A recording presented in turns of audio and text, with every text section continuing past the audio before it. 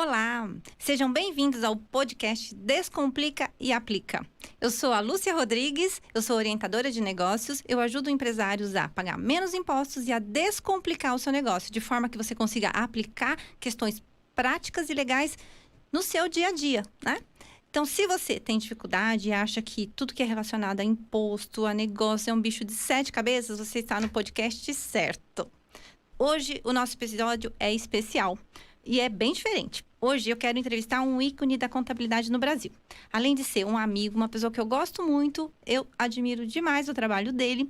Ele que tem mais de 30 anos de experiência na área contábil e tributária, é professor universitário e de pós-graduação, mestre pela PUC. Lorivaldo Lopes. Tudo bem, Lorivaldo? Tudo bem. É uma honra, é um prazer muito grande receber você aqui para a gente bater esse papo, que eu sei que ele é de extrema importância para quem está ouvindo a gente. Esse podcast é um marco, não só para quem é da empresa contábil, mas para você que é empreendedor. Porque a gente está falando aqui com o Lorivaldo, vocês não têm noção a quantidade de conhecimento e coisas relacionadas à empresa que esse homem conhece. Lorivaldo, eu queria que você se apresentasse, por favor. Uma honra estar aqui, Lúcio. Obrigado pelo convite. Eu estou há mais de 30 anos, como você bem frisou, na área contábil e tributária. Experiência em todos os setores, comércio, indústria e serviço.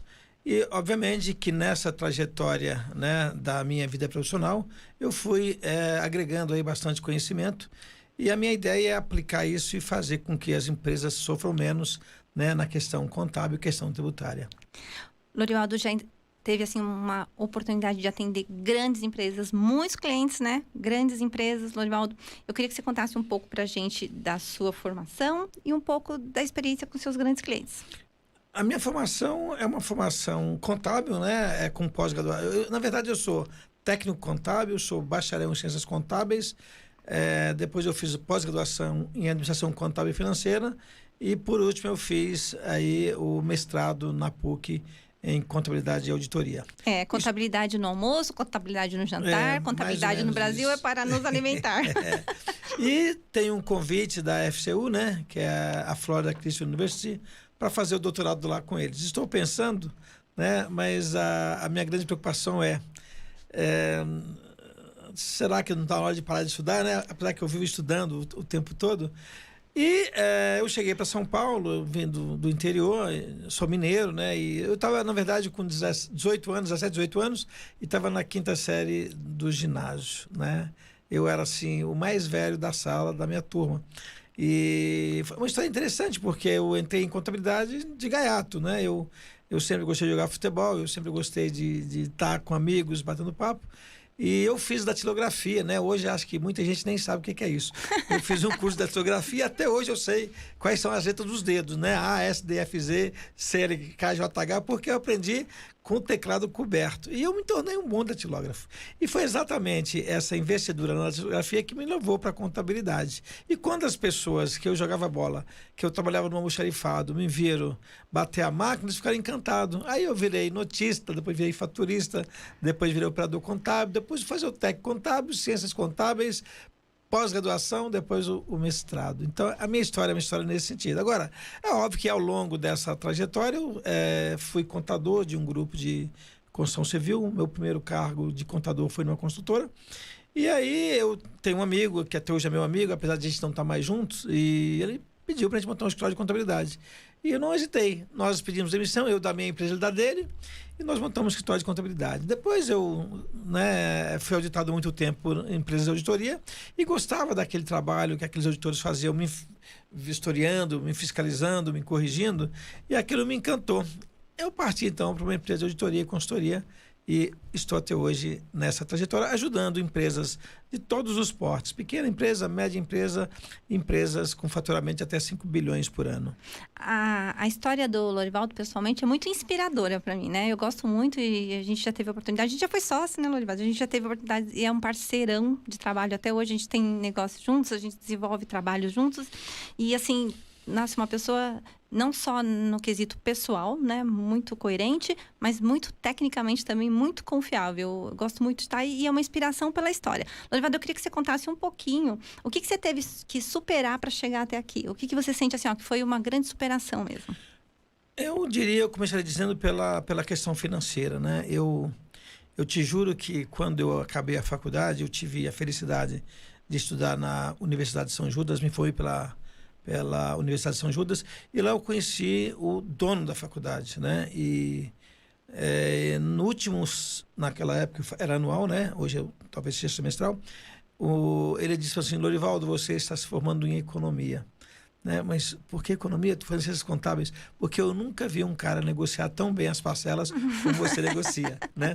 Para você ter uma ideia, eu acabei a faculdade, só acabei de pagar a faculdade no ano seguinte, porque eu tinha essa liberdade de negociar minhas dívidas com o dono da faculdade. Então, uma das superações que eu tive foi exatamente a questão financeira, né? Eu sou de uma família bastante humilde, sem recursos, e quando eu entrei na faculdade, o que eu ganhava, na verdade, era para pagar a faculdade, né? E eu tinha que ajudar em casa, porque a minha família não tinha condições de me sustentar. Então, eu tinha só um dinheiro, mas eu tinha duas coisas. Então, eu escolhia, né? Eu só tenho um dinheiro, mas tenho duas coisas, eu vou priorizar isso agora, e no mês que vem eu priorizo a outra, entendeu? Eu ficava fazendo um revezamento entre o que eu não pago esse mês. E graças a Deus eu consegui, a duras penas, concluir a faculdade. E quando eu estava no último ano da faculdade, as coisas começaram a melhorar, porque eu comecei a ganhar mais, eu comecei a ter um salário de confiança, um cargo de confiança, um salário de gente de confiança. E aí dei uma guinada na minha vida e graças a Deus, né, os meus filhos, todos eles, estudaram em escola particular. Isso eu falo com muito orgulho, porque é uma felicidade, né? E eu vim de uma escola pública, né? Sim. Você construiu uma carreira incrível, né, Lorivaldo? E eu queria que você dissesse pra gente, assim, pra pessoa que tá ouvindo a gente, o que você considera que é um grande diferencial hoje em dia para um contador desenvolver um trabalho com excelência? O estudo permanente. Eu não vou nem hesitar em responder a tua pergunta, nem pensar, porque nós sabemos que o mundo ele muda muito rápido. E a contabilidade, graças a Deus, tem acompanhado essas mudanças, né? Nós estamos falando aí, por exemplo, de uma contabilidade no padrão norte-americano, o S-GAAP, e uma contabilidade no padrão internacional. Veja bem, hoje não há outra alternativa para o contador. Eu acredito que não é só para o profissional de contabilidade. As coisas mudam e a inteligência do planeta, ela duplica a cada 3 anos, segundo já relatos em algumas revistas especializadas. Então, não há outra alternativa. Estudar, debater com amigos, fazer o que você faz, Lúcia, que é chamar a atenção dos empreendedores, das empresas e mostrar que há alternativas mais saudáveis de conduzir uma empresa, mormente no que diz respeito à carga tributária. Então, o que eu aconselho? Estudar, porque as coisas mudam e mudam numa velocidade muito rápida, né? Eu sou contador da antiga. Você imagina, por exemplo, você me dizer há 25 anos atrás que um aluguel que eu pago, eu vou pagar um aluguel, né? E esse aluguel, esse bem que eu aluguei, eu tenho que ativar, eu tenho que tornar ele no imobilizado. Se você me disser isso há 20 anos atrás, eu ia dizer que você tem problemas psicológicos seríssimos. Como é que eu vou ativar um imóvel que não é meu? E hoje é assim. Então, você imagina as mudanças que nós tivemos. Hoje nós falamos de ajuste a valor presente, né? Nós falamos em ajuste a valor justo. Meu Deus, se você voltar 20, 25, 30 anos atrás, isso não existia. Então, é uma mudança constante e para que a gente seja um profissional top de linha, não há outra alternativa a não ser estudar e debater com os colegas essas questões, essas novidades que essa grandiosa ciência está nos oferecendo. É muito engraçado, porque para você que está nos ouvindo, que não é contador, talvez não saiba que o contador foi abduzido por 1.980 horas de serviços, né? Para o fisco, de serviços burocráticos. Mas é muito importante que você saiba que, na verdade, o papel do contador é sentar na mesa com a direção das empresas. Então, o contador, ele tem uma bagagem incrível, ele tem uma experiência e um conhecimento técnico para fazer a gestão da sua empresa. Então, você talvez não saiba, né, que você já é obrigado por lei a pagar um controller para sua empresa. E você não usa, porque talvez você fica muito preocupado, né, com questões fiscais, né, e você não entenda o que é realmente a gestão financeira da sua empresa, que é o que as demonstrações contábeis, na verdade, refletem no final. Né? Elas relatam. Né? E assim, já aproveitando o gancho que a gente entrou na parte técnica, Lorivaldo, eu queria que você falasse para se tem alguma atualização que surgiu nesse ano, já alguma coisa no CPC, alguma coisa dentro da IFRS que a gente possa falar que está aplicável a partir de 2021. Sim, tem sim, Lúcia. Tem, e a pandemia corroborou com isso. Para você ter uma ideia, nós falamos que quando você hoje vai alugar um bem, quer seja um bem imóvel, quer seja um bem móvel, se você tiver o controle desse bem e fizer uso constante dele, esse bem não pode ser mais taxado como despesa com aluguel, e sim como um ativo imobilizado. Então você vai ter que ativar esse bem com que valor? Você estima o prazo de vida desse bem que você vai fazer uso, multiplica pelo valor da parcela e ativa isso trazendo valor presente. Veja bem, com a pandemia, o que aconteceu? Muitas empresas que são locadoras e locatárias vão entrar num acordo, porque, puxa vida, a produção caiu também a minha venda, eu não vou poder te pagar o quê? Te pagar esse valor de aluguel que está pactuado em contrato porque eu não tenho condição. Então, tanto o locador como o locatário estão sentando e negociando isso. O CPC 6R2, que fala em ativar esses bens, que é o chamado lease, né, operacional, esse CPC trouxe uma novidade, dizendo, olha, você, em sendo de bom grado, deve fazer o seguinte, um ajuste nesse valor que foi repactuado entre locador e locatário. Essa foi uma mudança interessante e nós, contadores, temos que estar atentos a isso. Se vamos ou não considerar essa repactuação de preço nesse contrato de arrendamento. Essa é uma regra. Com relação à parte fiscal, o que nós vimos foi mudança no ICMS com o governador Dória. O governo federal, eu tenho que externar isso aqui, eu tenho um livro chamado Contabilidade Geral e Tributária, está indo para a 12ª edição.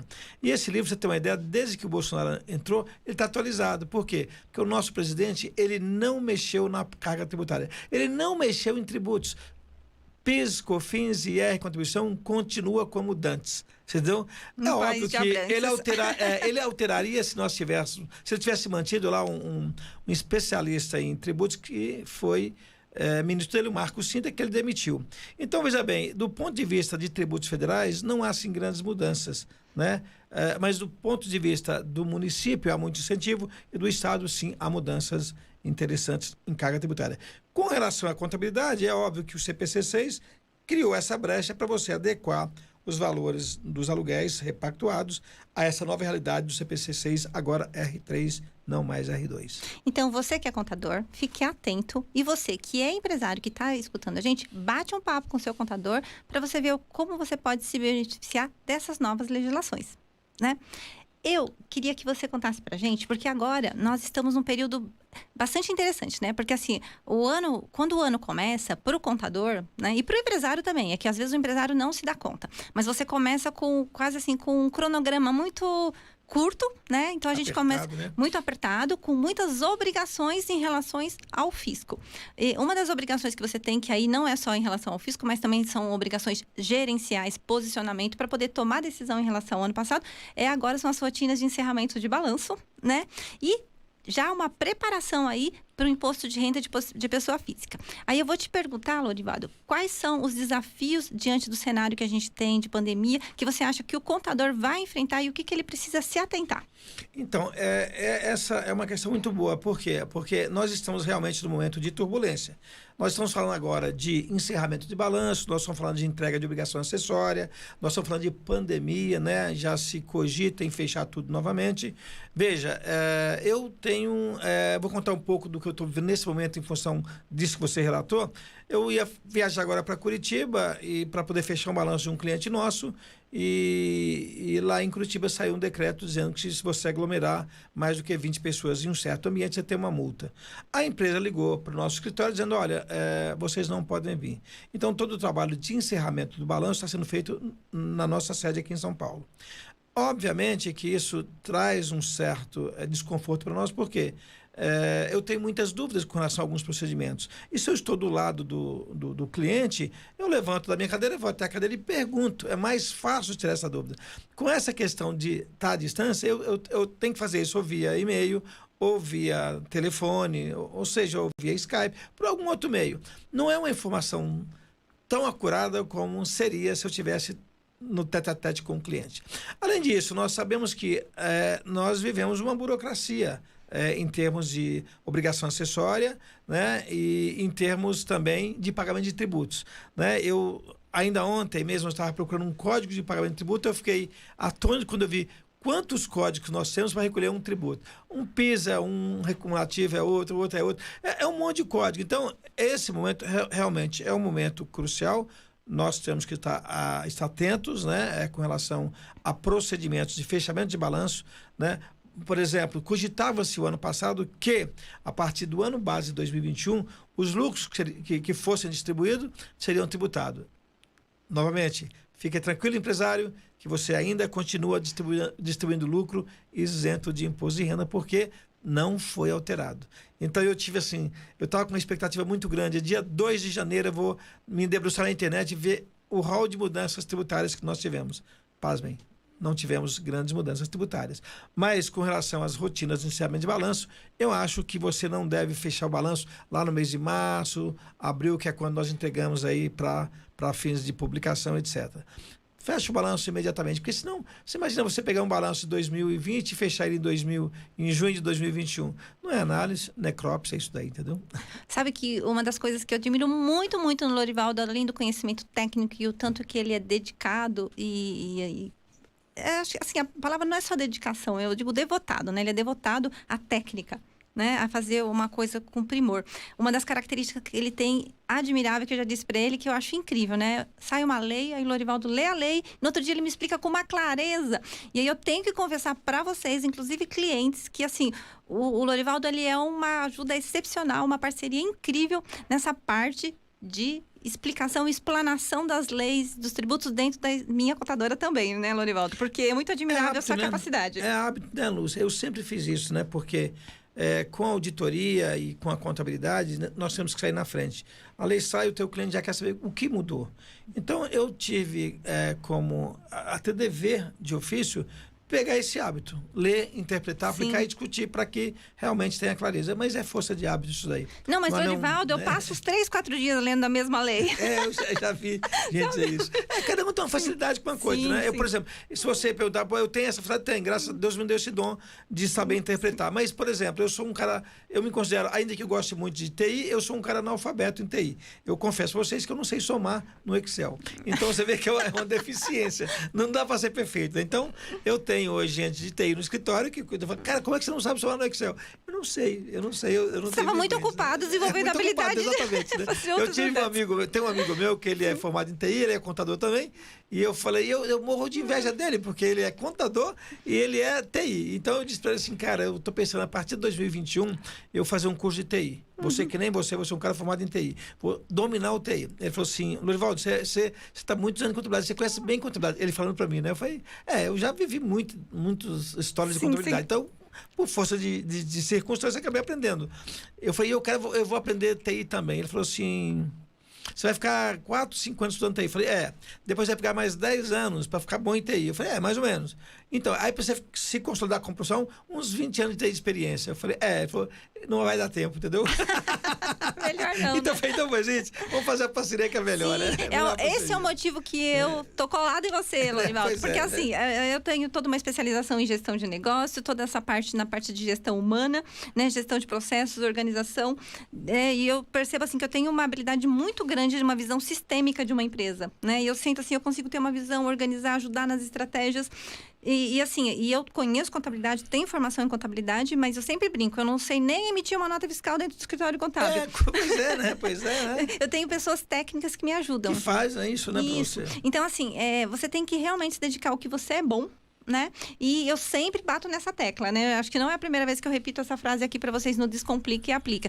Procura um especialista, porque assim, é muito difícil você ser bom em todas as áreas. É impossível. Daria, né? Se Deus nos concedesse uma vida de, por exemplo, 1000 anos, eu até acho que daria. Sim, mas com essa vida de 60, 90 anos de idade, eu não acredito que um cérebro seja capaz de assimilar tudo isso. Porque imagina eu, mais 35 anos para ficar igual o Lorivaldo. Não dá, né?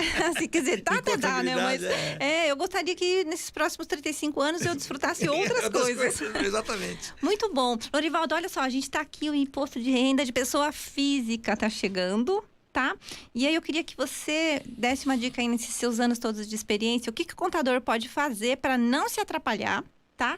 E para que ele fature, né? Porque é uma oportunidade para o contador e também é uma oportunidade para o empresário, né? De abater, de conseguir se organizar com a parte do imposto de renda. Então eu queria que você desse aí uma dica com essa sua experiência, o que ele pode fazer. Olha, a primeira coisa que você tem que fazer é procurar um contador que de fato conheça a imposição da pessoa física, né?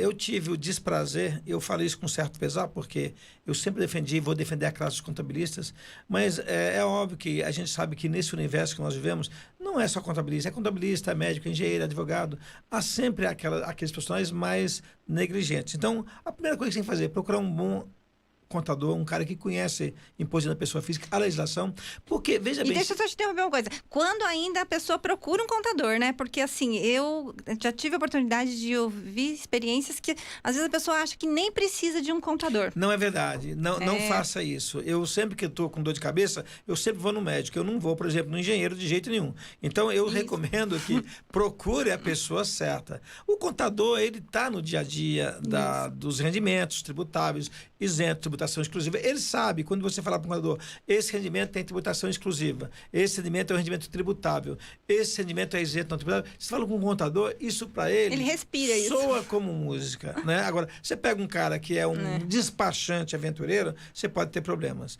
E, lamentavelmente, eu não sei se isso é bom ou ruim, mas é lamentável que esses BOs só vão surgir depois de 3, 4 anos, né?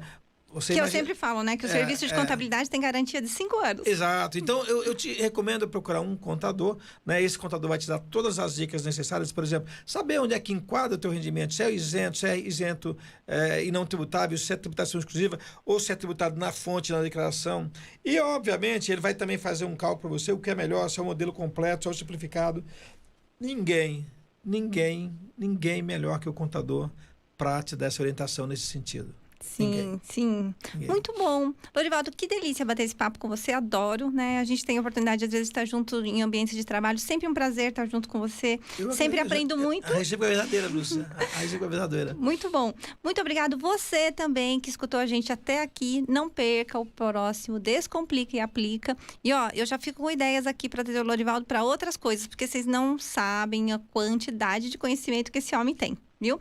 E assim, e também já vou deixar aqui um spoilerzinho para vocês. Ontem eu tive a oportunidade de participar aí do planejamento estratégico da construção dos cursos do Lorivaldo para o ano todo e tem novidade, tem coisa legal. Fique atento aí, não é, Lorivaldo? Sim, temos bastante curso para 2021, ainda que a gente vive essa pandemia, mas os cursos podem ser feitos de forma, né, via web, ou pode ser um curso gravado, como é a nossa proposta, e com direito a você interagir diretamente comigo naquilo que for a tua dúvida.